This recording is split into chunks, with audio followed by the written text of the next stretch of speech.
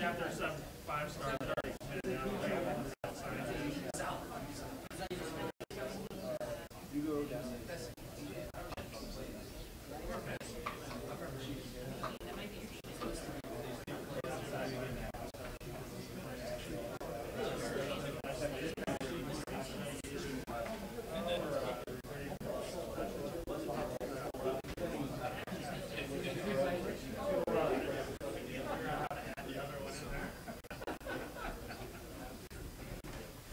We got Coach Frost here, so it's good to get squared away. And straight questions here. Yeah.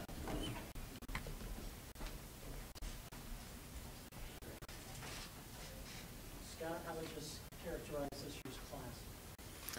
I feel great about the guys we signed.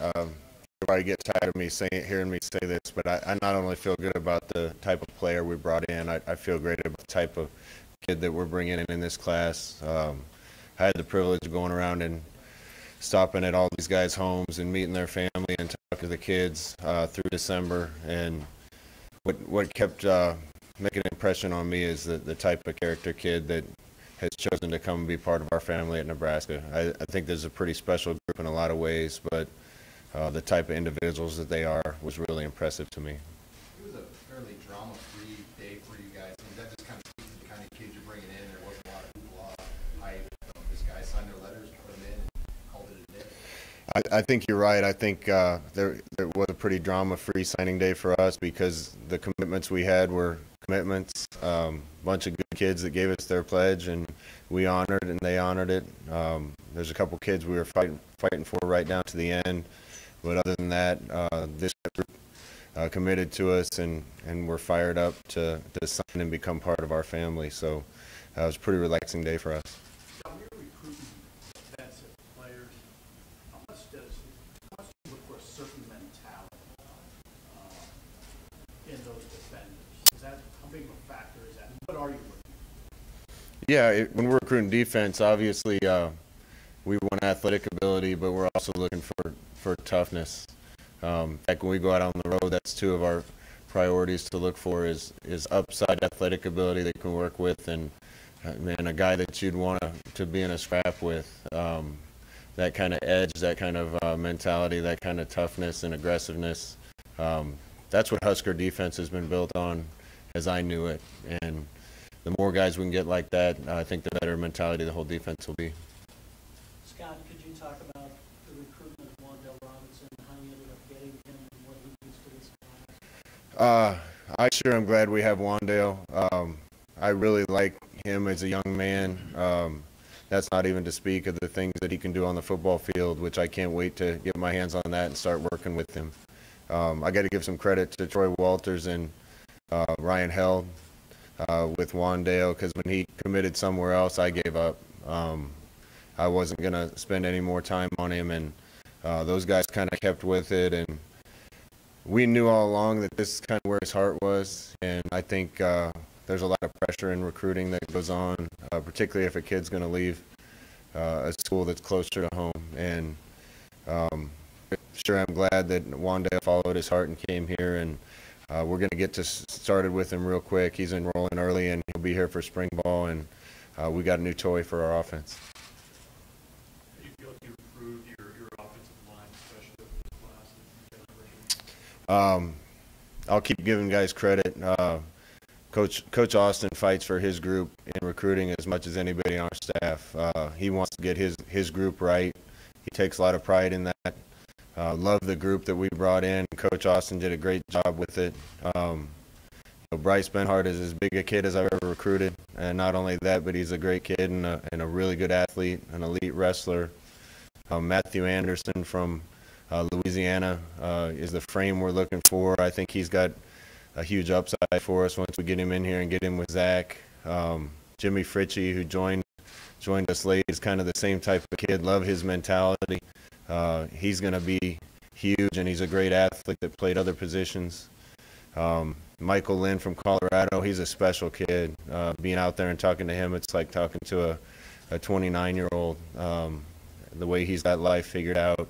Look forward to getting all those guys in here. I think they all have a huge upside, and with some work, I think they've become really good players for us. Did Austin have to lobby for Fritchie? I mean, when you say fight for kids, and was there kind of I see something in this guy that maybe other people don't? If you were only in our meetings, you only have so many spots in recruiting, and there's a lot of need for us to address and make sure that we're getting the right kind of talent into the program at all the different spots. I think Greg would sign 31 offensive linemen if he could. I limited him a little bit, made sure that we were getting the right kind of kid, a kid that we all agreed we thought could be the type of player and the type of person that we wanted, and kind of boiled down to the kids that he ended up getting, and I think he did a great job. I think we signed a really good class up front.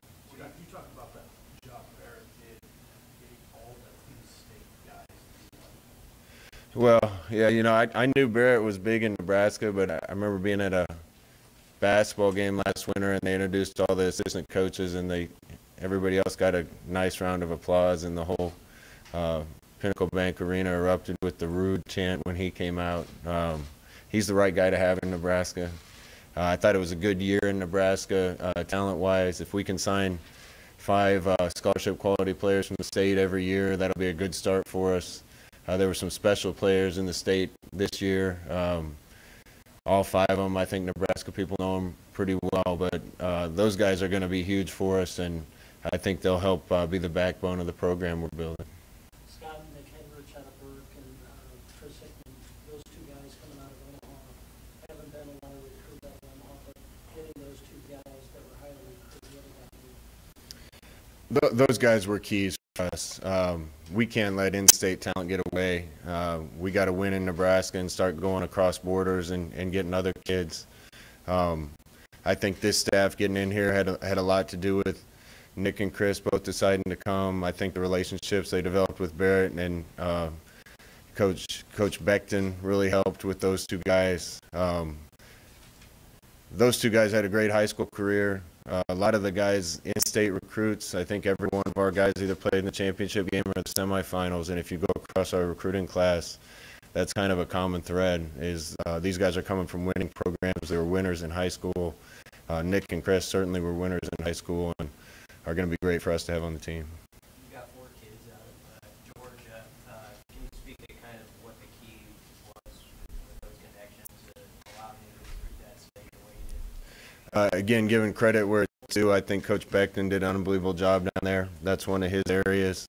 I think our coaching staff's credibility kind of in Florida and Georgia is still carrying some weight. Just happened to be more in Georgia this year than it was in Florida. But I love the guys we got out of there. I think we went down there and got the right kind of kids with a ton of talent, and those 4 kids are going to have a chance to be special around here. What do you think carried the day for you with Ty Robinson? Obviously, a lot of people wanted him. What do you think got you over the top of that one? Ty's our kind of kid. I think he's a Nebraska type of kid. Helps that his grandpa's from O'Neill, Nebraska. That certainly didn't hurt. I went to kindergarten and 1st grade in O'Neill, so we had a lot to talk about. Ty had a ton of choices, a lot of places to go. Coach Austin deserves a ton of credit for that. I don't know if I've seen one coach work as hard for one player as Coach Austin did to get Ty. Not just Ty, but Mosai, Brant Banks out of Houston, Ethan Piper, who I don't think gets the credit he deserves out of Norfolk. we needed to add to the depth and talent level on the defensive line. Coach Dawson did a great job. You guys got Ronald Hopkins, who has been hurt quite a bit in the last couple of years, but you see some talent there. Evaluate that. What kind of player can he be? Ronald's a guy that other people tried to come in on here late. I think if Ronald would have stayed healthy this year, it might have been tough for us to hold on to him with all the people that would have come after him. One thing I take pride on with our staff and recruiting is that we're as honest as we can be. And when we give people our word or say something, we mean it. When a kid's committed to us, we're committed to them. And even if somebody gets hurt, we're going to see them through that injury, bring them here even if they can't play. I think that means a lot to kids, means a lot to parents. And Ronald went down early on in the season. If you watch his highlights from this year before he got hurt, I think he has a chance to be special. And I think he's doing well in his rehab process. We'll see how healthy he is when he gets here, but I know I expect great things from him.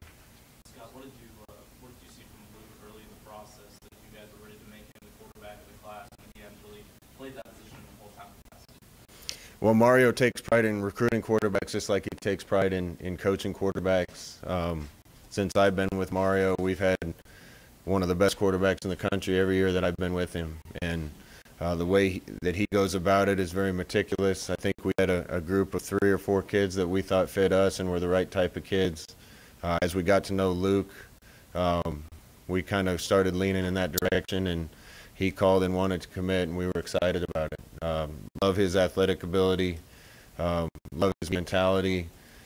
He throws it really well, too. I think that really improved this year, and he's going to get a chance to get in here early as an early enrollee and get involved with spring ball, so we can't wait to have him.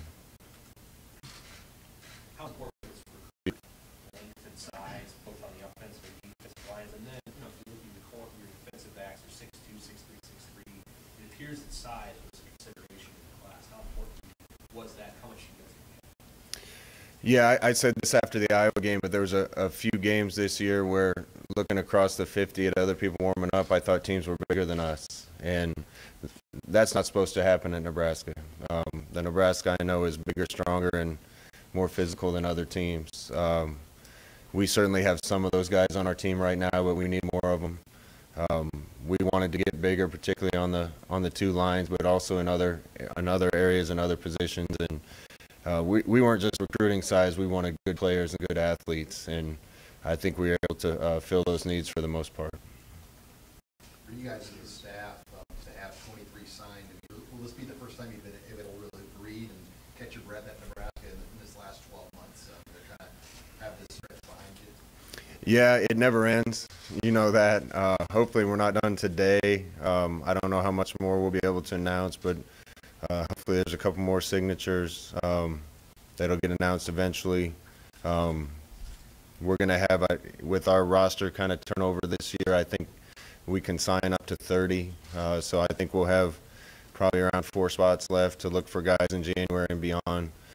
So the work never ends, but my coaching staff has done a great job. I hired the right guys when I got a job the first time, and I'm grateful to those guys for the work that they've done. We're tired, though. First years are hard. There's a lot of work. There's a lot of things that need to be done. This staff's gone 3 straight years without a bye week, so we haven't had a lot of time to rest. I think we're all going to enjoy the Christmas break and come back ready to go back to work. Scott, you mentioned before about the comic book being recruiting winners. How important is that to recruit guys from winning programs to kind of bring that culture with them to Nebraska? Well, people that know how to win and expect to win, win. And I don't think it's any accident that if you have a bunch of winners in your program and kids that come from winning high school programs, that's going to lead to good things. I got to say thank you to all the high school coaches whose kids are coming our way. Like I said, going around and seeing the type of seasons that all these kids had, I don't think there's one that wasn't in the playoffs or didn't go deep into the playoffs or wins championships or play for championships. And I hope that's their expectation when they get here too, because that's where we're headed. What are some of the things you look for when you try to identify some guys that have a chance to contribute? I say this to the recruits all the time. We wouldn't be recruiting them from a physical standpoint if we didn't think that they could come in and play for us. We're always trying to recruit the best we can, and the guys we're recruiting we think have the athletic ability and skill to come in and play. Usually the biggest factor to determine whether somebody plays or not is their level of maturity and if they approach their preparation and approach football like a pro and like an adult. So usually that has more to do with whether they get on the field their freshman year than anything else. I tell guys to come in and dive in, go full speed. Don't dip your toe in the water. I'd rather see guys tackle the wrong guy full speed than the right guy half speed. And the guys that come in and just let it rip, usually you can see it right away, and those guys are typically ready to try to contribute. What do you like about Darian Chase and Jamie Nance each? Maybe also you said Yeah, those two added with Wandale, who's going to be kind of a hybrid for us, I think is a really good start to adding to our receiver talent and depth. Jamie had a great year down in Oklahoma. He can really run. I mean, he can go. Makes us see what he can run a 40-yard dash in when he gets here because his 100 time is really good. Had kick returns in high school, played defense, did a lot for his high school football team. Great kid. We're excited to have him. Darian, we kind of got in on late. My first conversation was with his father, who was a Special Forces military guy, and we hit it off right away. Darian's team won a state championship. I was actually at the high school the day they were having the get together to celebrate it. And he's a winner. He's playing basketball. He's an athlete. Tremendous ball skills. Great kid. So we needed to definitely add to the talent and depth in our receiver room, and I think we had a really good start with it today.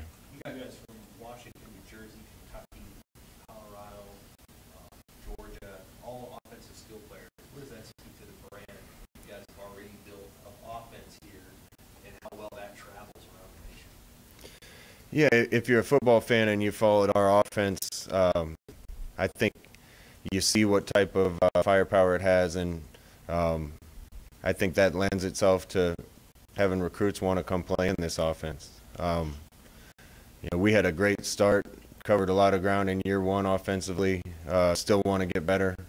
But speaking to the last job we had, they were second to last in the country in offense when we got there, and after 2 years we were the number one scoring offense in the United States. And this one's headed in the same direction, particularly with Adrian at the controls. I wouldn't trade him for anybody in the country, and if I was a skill player on offense, I'd want to come play with a guy like that. How do you focus, or do you focus on position group, side of the ball over the next month and a half? What do you look at during that time? Yeah, we're gonna let dust settle, see how many spots we still have.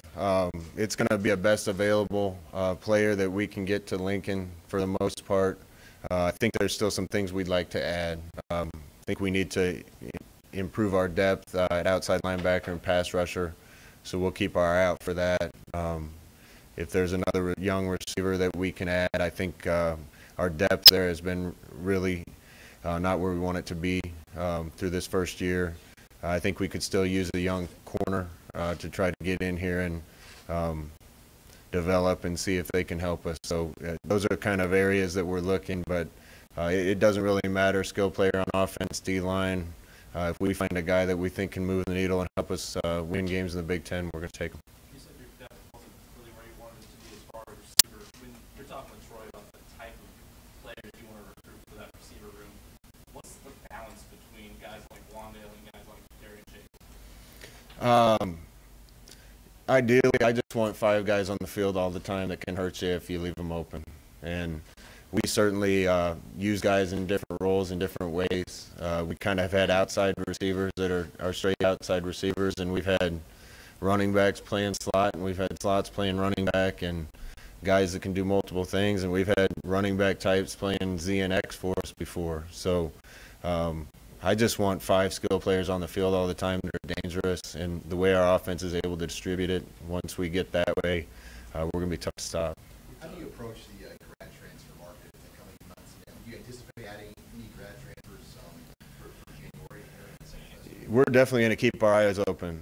There's a couple positions where I think we could benefit from having a guy that's ready to come in and play right now. And if we find the right guy, particularly at the right position, we'll take a hard look at that. So, you know, with 3, 4, 5 spots, whatever it's going to be left, we certainly aren't going to be hunting for every one of those. But if it's the right guy, we're definitely going to be open to it.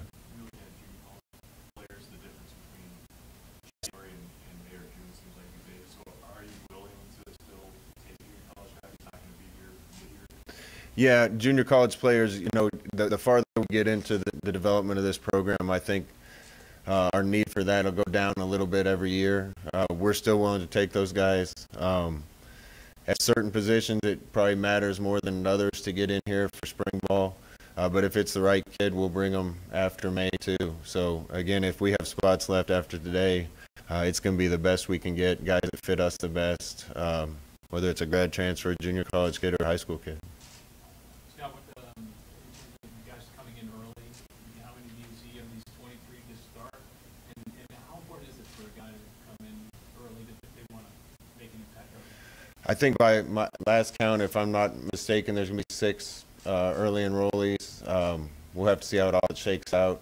I've seen it work both ways. I've seen guys not get here until summer or get to school until summer and contribute greatly their freshman year.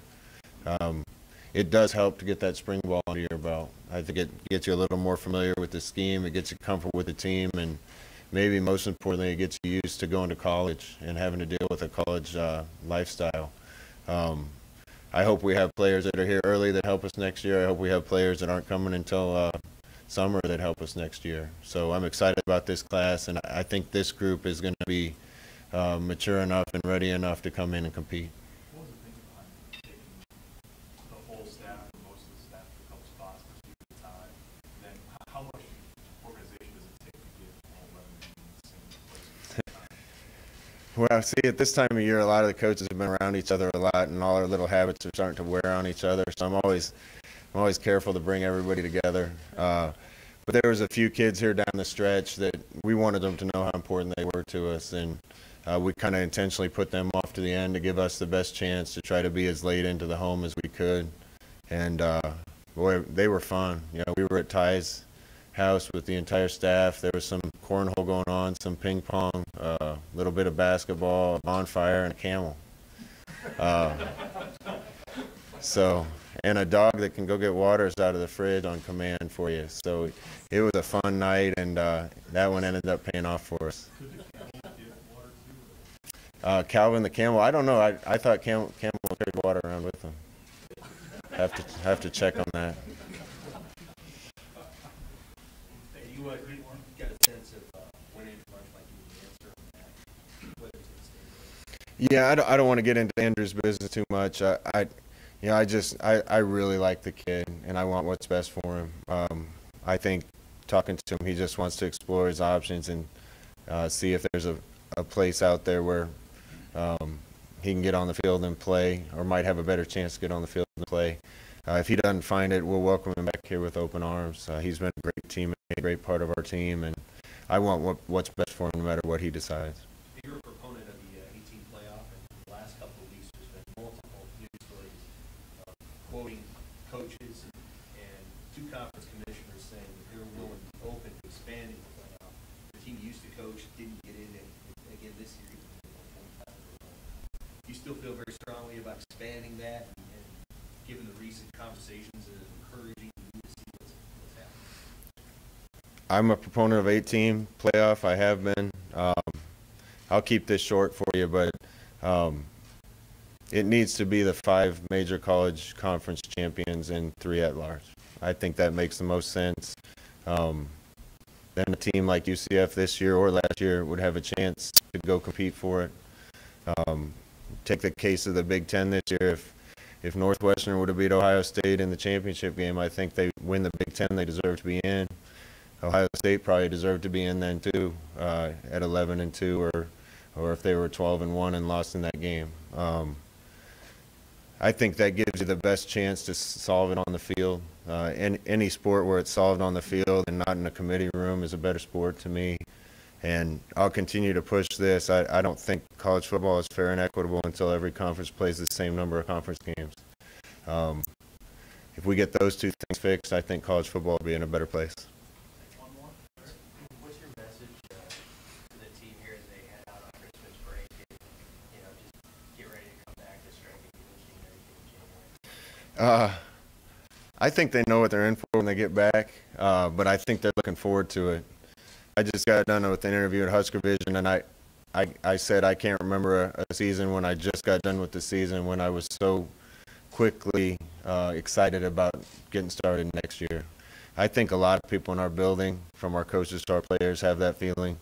I want the guys to get away, go and enjoy Christmas with their families. When they come back, we got to get to work. Our team's going to be in a lot better shape this year than it was last year.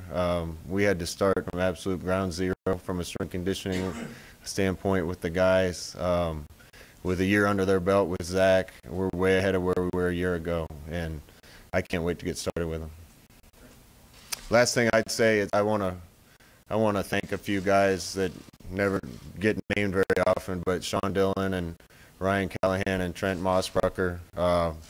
Our three recruiting guys are the guys organizing travel and keeping tabs on recruits and getting NLIs out and getting transcripts and doing all the behind-the-scenes work. And we couldn't get many of these players without those guys, so we just want to mention them. Thanks, guys. Merry Christmas, everyone.